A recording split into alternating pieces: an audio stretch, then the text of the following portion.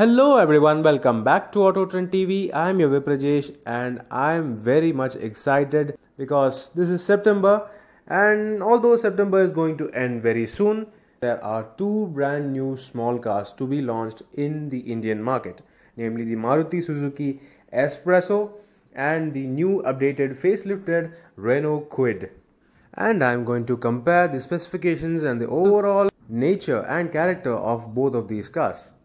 First of all, I would like to start this video with the Maruti Suzuki Espresso.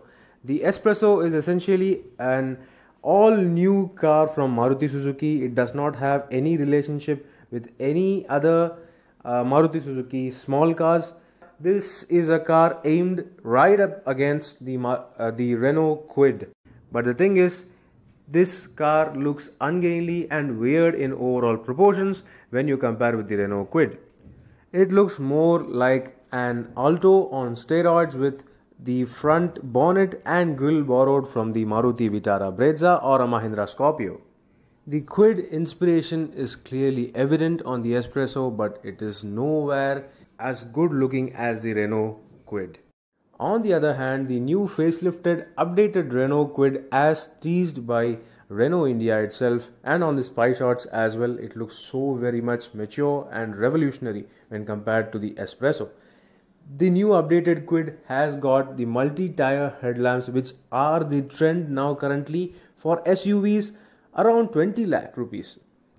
You got the LED DRLs connected to the upper grille, where usually the headlamps are located, and the actual headlamps are carried down where usually the fog lamps are located, which looks seriously cool and seriously just like a Tata Harrier. In addition to the regular Renault Kwid variants, we have also got an option of the Renault Kwid Climbbar, which adds black body cladding and multiple color options, including a fresh looking orange highlights on the ORVMs and the front grille and certain other parts.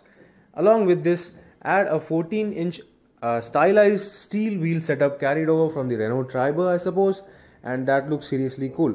Additionally, the Renault Kwid may also get an option of a rear wheel disc brake on the Renault Kwid Climbbar variants. Apart from that, both of these cars do not offer rear wipe wash functions or defoggers, and no front fog lamps as well. Coming to the interior, Maruti Suzuki have actually released certain official photos of the Espresso's interior, and it looks fine, it looks really nice, but it kind of reminds you of the old days where usually certain small cars, for example the Tata Nano, had the instrument cluster mounted on the center of the dash. And chances are that this interior might also remind you of a Mini Cooper.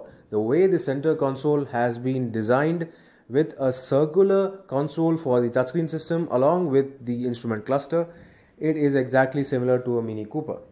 Well, you've got body colored highlights on the center console, on the circular ring, and on certain other parts. Apart from that, the door pads look exactly similar and plain, just like on a Maruti Alto. The specialty of the Espresso over the regular Alto top end model is that you get the Smart Play 7-inch touchscreen studio system carried over from the WagonR and the higher visibility angle of the driver. You even got the exact steering wheel carried over from the new WagonR, including the steering mounted audio control buttons.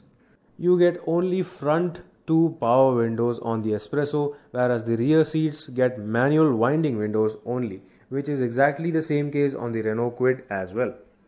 The overall space of the interiors of the Espresso are expected to be a little bit on the shorter side when you compare with the Renault Kwid, because in terms of dimensions and overall size, the Espresso is just that wee little bit shorter and narrower than the Renault Kwid.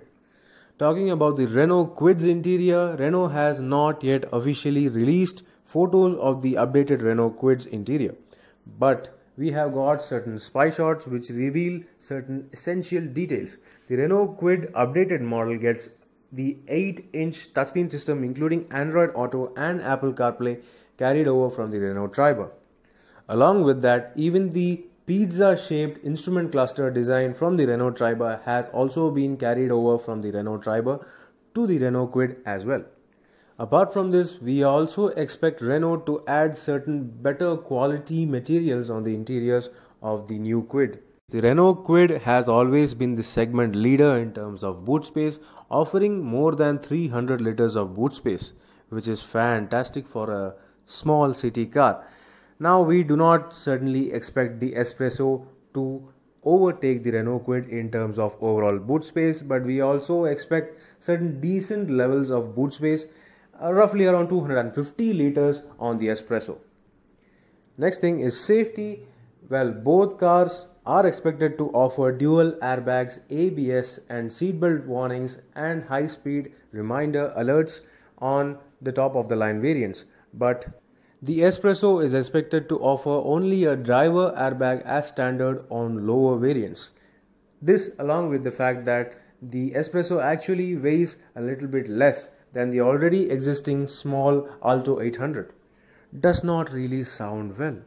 On the other hand, the Renault Kwid is expected to be a little bit more heavier than the existing model, given that certain strengthening materials have been added to the body shell carried over from the Brazilian Renault Kwid.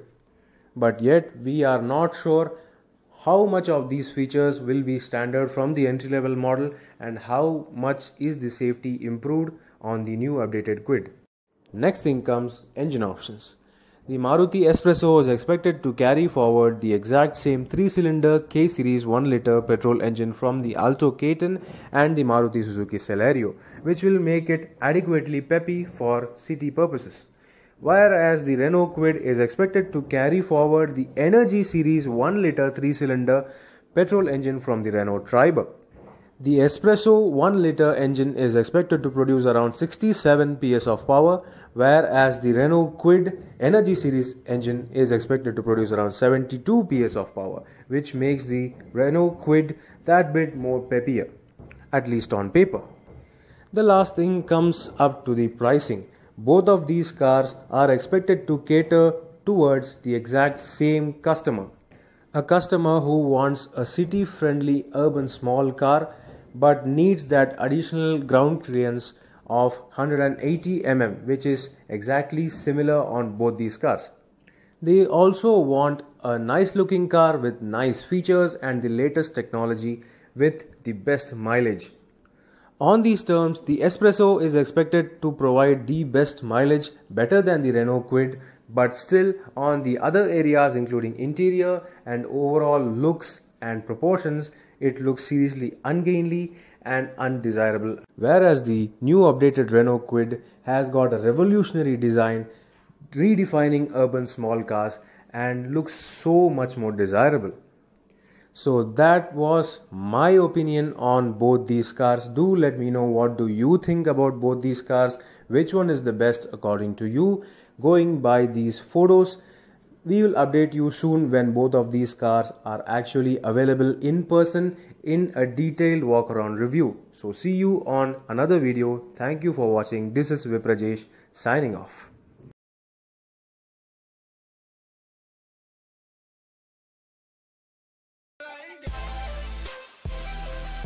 Thanks for watching this video. Please subscribe for more videos. If you like this video, click the like buttons and give your comments.